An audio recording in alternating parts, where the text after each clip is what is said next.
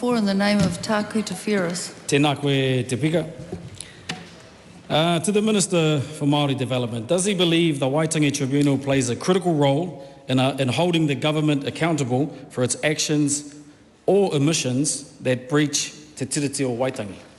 Honourable Tama Potaka. Under the Treaty of Waitangi Act 1975, the Waitangi Tribunal is empowered to inquire into and make recommendations on claims by Māori that the Crown has acted in a manner or omitted to act in a manner inconsistent with the principles of Te Tiriti o Waitangi, the Treaty of Waitangi.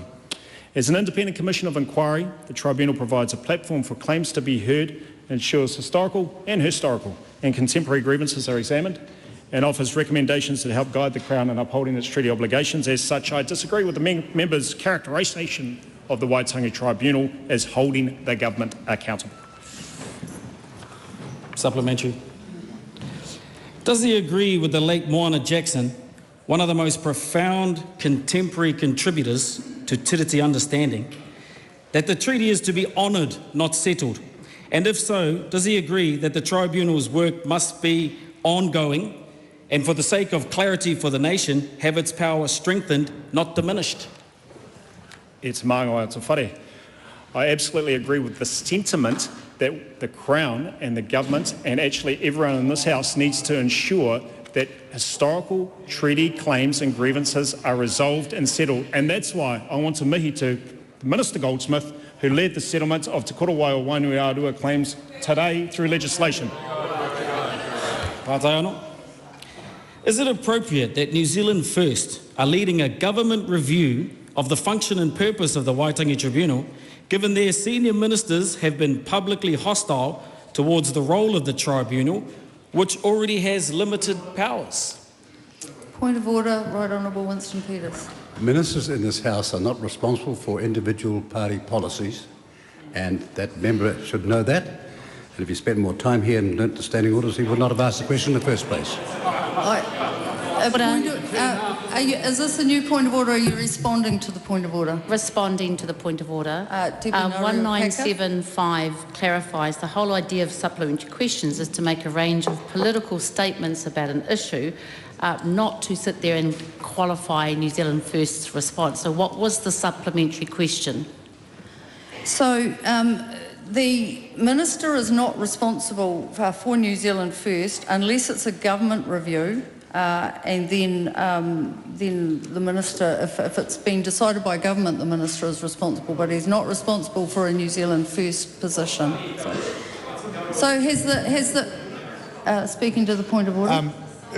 As I recall, it was agreed in this House and has been agreed in this House before that party policies which are reflected in the coalition agreement are properly able to be questioned in this House. And it's well known that the question referred to and the New Zealand First policy referred to appears in the coalition agreement, and therefore the question is in order.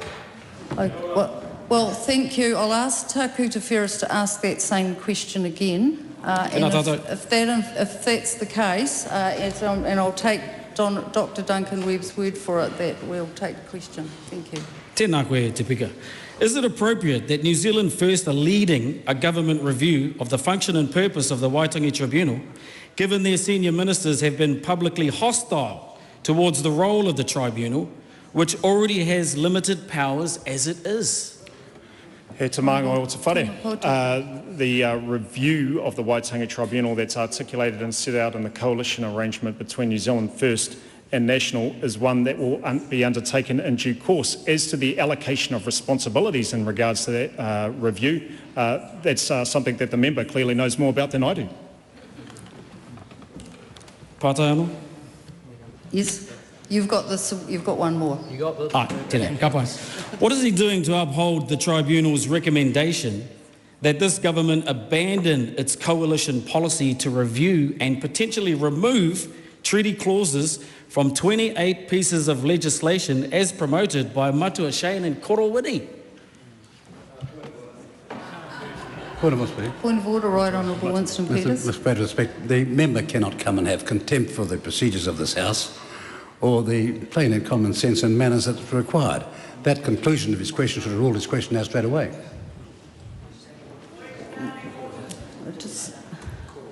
Sorry.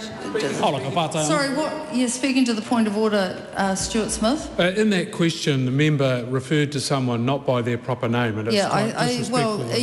Omitted the last name of the person. So, look, if you... Well, more than that, Madam Speaker, more than that, it was a nickname. Falling is you, Barb. Falling is you, Barb.